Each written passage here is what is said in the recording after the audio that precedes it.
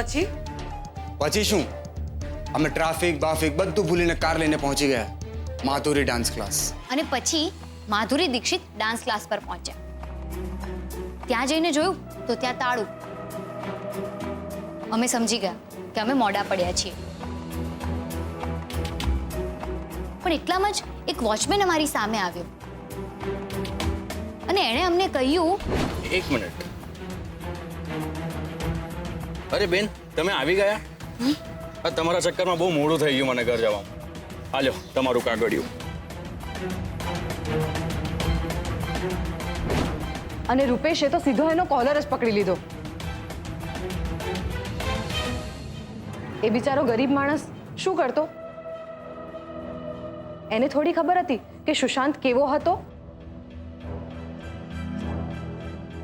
પછી એની પાસેથી અમે ક્લુ લઈ લીધો આગળનો, અને પછી એ ચિઠ્ઠીમાં ડોન ફિલ્મનો ડાયલોગ લખેલો હતો. कयो डायलॉग? पेलो ने कि डॉन की तलाश तो 11 मुल्क की पुलिस कर रही है. હા, એમ આ 11 મુલ્કોની પોલીસ વાળા ડાયલોગ પછી આગળ શું?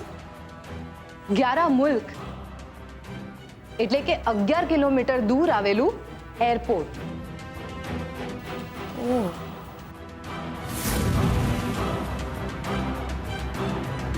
ને અમે ત્રણેવ 11 કિલોમીટર દૂર એરપોર્ટ પર પહોંચી ગયા. અમને હતું કે કોઈ માણસ આવશે અને નવો કોયડો આપી જશે, જેમ છેલ્લા 2 કોયડામાં થયું હતું. પણ અહીંયા અમે ચૂકી ગયા. કોયડો એરપોર્ટ પર નહીં, પોલીસ બૂથનો ઈશારો કરતો હતો. મુશ્કેલ, નામુમકિન. નામુમકિન એટલે અશક્ય. સુશાંત માટે અશક્ય શું છે? પોલીસ સ્ટેશન જવું. એનો મતલબ આપણી નેક્સ્ટ ક્લુ પોલીસ સ્ટેશનમાં છે. અંતે અમે એક કસોટી પણ પાર કરી ગયા હતા અને અમારા હાથમાં હતો એક નવો કોયડો. आज मेरे पास बंगला है, गाड़ी है, बैंक बैलेंस है. तुम्हारे पास क्या है? कागड़ में लख्યું હતું, आज मेरे पास बंगला है, गाड़ी है, बैंक बैलेंस है, तुम्हारे पास क्या है? અને નીચે માં લખ્યું હતું, જેની બાજુમાં હતો એક ઘંટનો ફોટો. ઘંટ એટલે કે માનું મંદિર?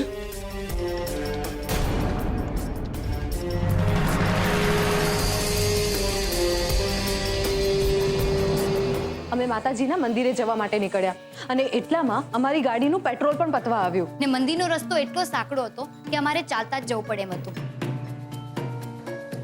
ને એટલે અમે ડ્રાઈવરને એમ કહ્યું કે તું પેટ્રોલ પુરાવીને આવ, અને અમે લોકો ચાલતા થયા. પછી અચાનકથી એક માણસ અમારી સામે આવી ગયો અમને એડ્રેસ પૂછવા માટે. અમને તો એમ કે સુશાંત હશે, પણ સુશાંત નહોતો. ને અચાનક જ અમે વધુ કંઈ સમજીએ એ પહેલા તો એક ગાડી આવી ગઈ. ગાડીમાંથી એક માણસ આવ્યો. એણે મારા મોઢા પર કાળું કપડું ઢાંક્યું અને મને કિડનેપ કરીને લઈ ગયા. અમે લોકોએ બૂમા બૂમ કરી મૂકી. રૂપેશ તો ગાડીની પાછળ પણ ભાગ્યો. એ દરમિયાન પેલો જે એડ્રેસ પૂછવા વાળો માણસ હતો ને, એ ભાગી ગયો. તો ભાગી જ જાય ને. મને તો એક વાત નથી સમજાતી કે તમે લોકો આવી મૂર્ખામી કરી જ કઈ રીતે શકો. પછી કિંજલે કઈ કહ્યું ત્યાં શું થયું અને સુશાંતે એની સાથે કેવું વર્તન કર્યું? ના, કિંજલ થોડી અપસેટ હતી. અને જેવો હું ત્યાં પહોંચ્યો તો મેં જોયું કે કિંજલનો હાથ લોહીથી ખરડાયેલો હતો. ને કિંજલને બચાવવા જતા પપ્પાજીના પગમાં પણ ફ્રેક્ચર આવી ગયું. એટલે મને લાગ્યું કે આ યોગ્ય સમય નથી આ બધું પૂછવાનો. એમ તને શું લાગે છે, તે કિંજલને પૂછ્યું હોત તો કિંજલે નખશીક વર્ણન કર્યું હોત શું બન્યું હતું એનું?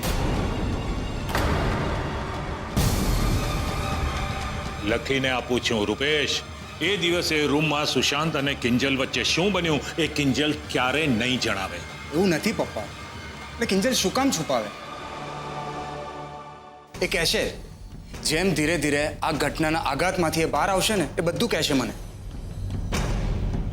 પણ અત્યારે તો એણે મને એટલું જ કહ્યું કે ત્યાં રૂમમાં ઉત્કર્ષનું લાઈફ સાઇઝ કટઆઉટ હતું.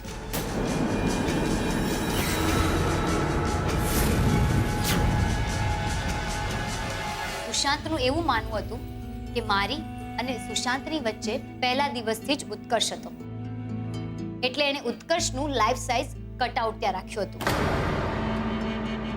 એ બધું જવા દે ને કિંજલ. તું મને એમ કે તું કિડનેપ થઈ પછી શું થયું?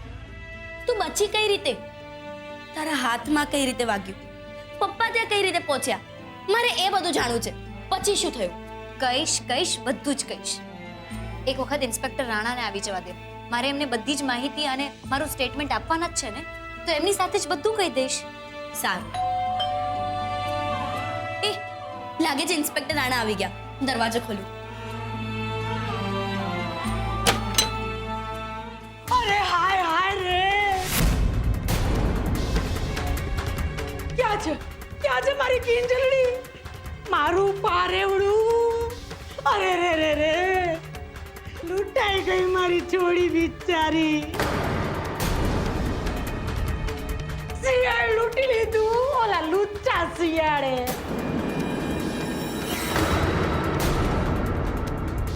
આબરૂ લૂંટી લીધી, હવે તો કૂવો પૂરવો પડશે બિચારીને. કોણ પરણશે મારી છોડીને? કોણ?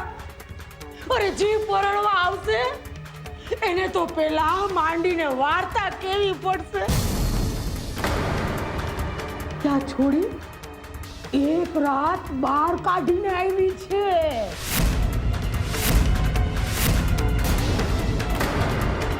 બસ કરો બાપ. દાજા પર ડામ દેવાનો તમારો સ્વભાવ છે ને, સુધારો જરા એને.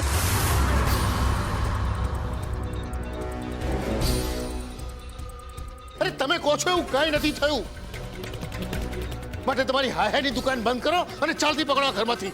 હા તે નીકળી જઈશ, રેવા નથી આવી હેંજો ને. મોહનિયા, અત્યારે તો હું એકલી બોલું છું અને તને મરચા લાગે છે કા? અરે કાલે ઉઠીને ગામ આખું બોલશે ત્યારે શું કરીશ? લોકોની જીભ ખેંચતો ફરીશ? જરૂર પડશે ને તો એ પણ કરીશ. બોલો મોટો કરીશ. અરે આવા ગાંડા કાઢવાનું બંધ કર મોહન, બંધ.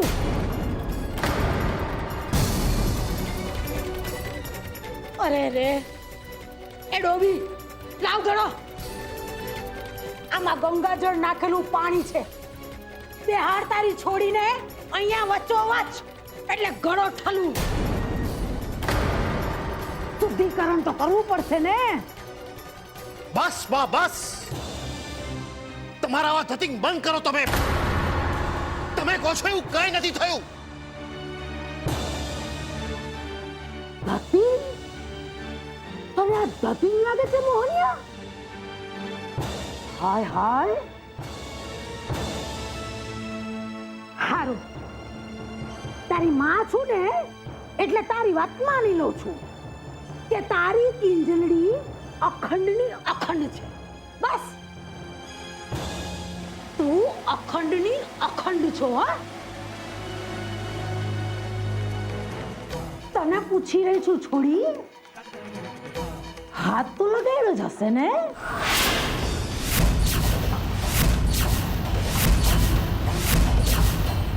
થોડા ઘણા અડપલા તો કર્યા જ હોય ને?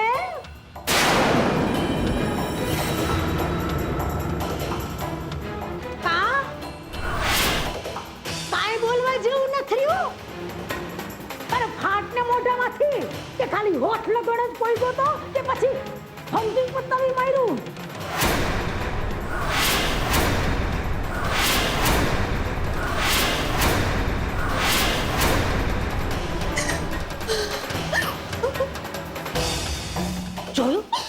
જોયું મીરાબાઉ? લાગી ગયા ને તાળા તમારી ઝાંસીની રાણીના મોઢે?